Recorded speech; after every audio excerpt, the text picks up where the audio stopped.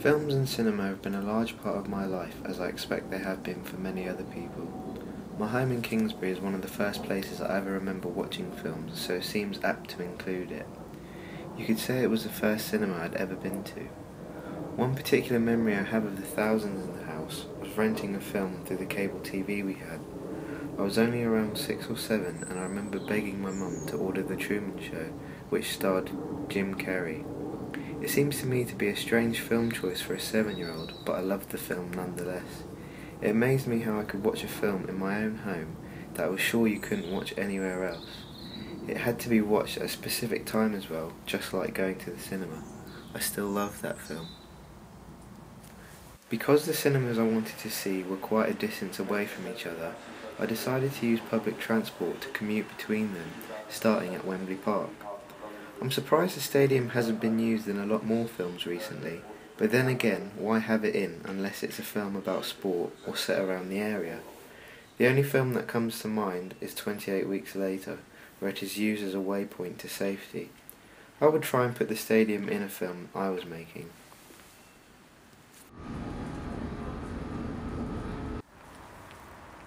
When I first went to the View at St George's Shopping Centre in Harrow, I was 5 years old, and it was known as the Warner Brothers Cinema. From what I remember, it was aimed primarily to a family audience, with various statues of my favourite Looney Tunes characters all over the cinema. This was, at the time, the first experience I had had of any actual cinema ever. It's one of my fondest memories, watching George of the Jungle with my family and being astounded at the size of the screen and the amount of seats that it housed. I do not go to this cinema that much anymore, as there are a few that are closer to me and in areas that I prefer over Harrow. I'll never forget that day though. The magic still lingers whenever I come back to this cinema, and I suspect that it always will. I can't remember what the Staples Corner Cineworld was called when I first went, but I do have many memories of the times I've been there. It's definitely what I would regard as my local cinema, even though it would take the latter half of an hour to walk there. It's strange.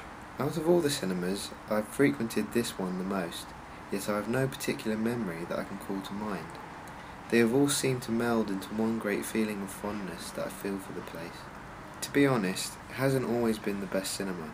Some rude staff, broken seats, sound going off in a film, but it will always be a favourite cinema of mine. I have only ever been to the Phoenix Cinema in East Finchley once. I had gone to see Gus Van Sant's Milk, a biopic about the gay rights activist of the same name. At first, I wasn't too keen on going, but after I had entered the cinema, I was glad that I had. The building is steeped in history, having been there for a century.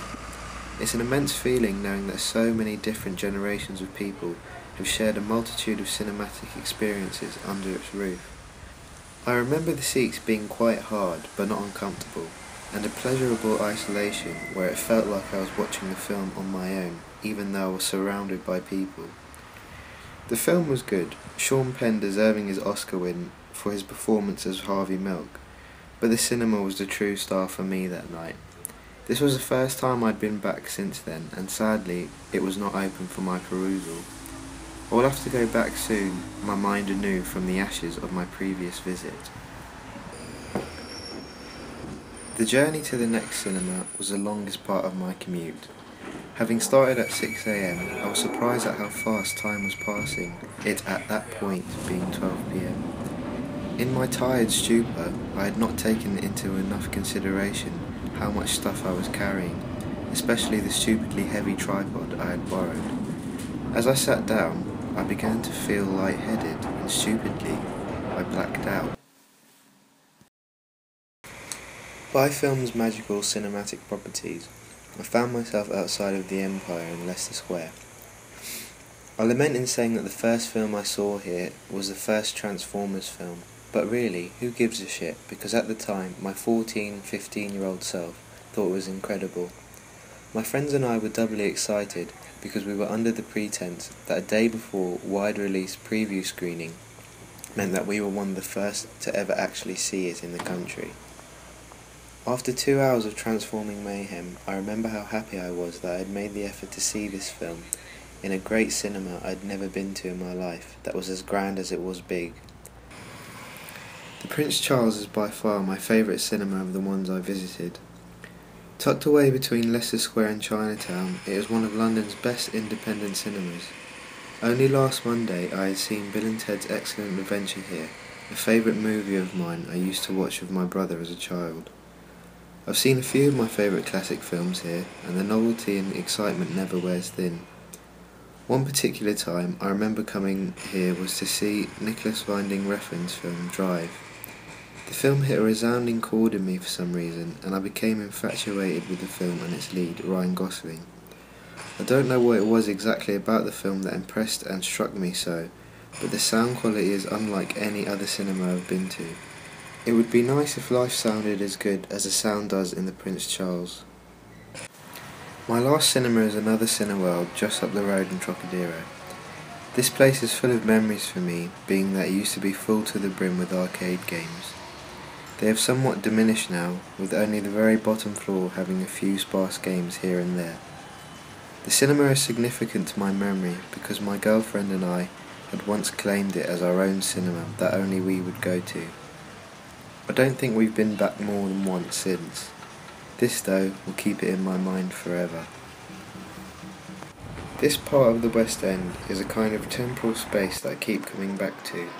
It features prominently in my psyche, my weekly routine, because I come here not just for the cinemas, but to satiate my comic book habit. I probably know the geography of the area as well as where I live in Kingsbury. It seems apt then that I started my second half of my derive from here, walking back to northwest London. I thought that on my walk I would ponder on my cinematic excursion and gather thoughts on what I had done, a psychogeographic analysis of my relationship with London through its cinemas I held so dearly. Instead, it became more of an exploration of the London I didn't know. I took videos and photos of my journey back, particularly ones that I thought might be the most cinematic. I imagined I looked quite the tourist. My experience was strange. Time didn't play as much of a factor in my journey, if at all, as I thought it might. I kept getting sporadic feelings of déjà vu, as though I'd been to all these areas before, if only briefly. Sometimes it was warranted, as I had recognised some clubs and buildings that I must have seen in passing, but other times I had to physically stop and scour my mind if I had seen a certain place before, or if it had just melded with similar looking places in London I had known. It was interesting to note when I realised I had finally left the city, when I suddenly hit massive chunks of suburbia.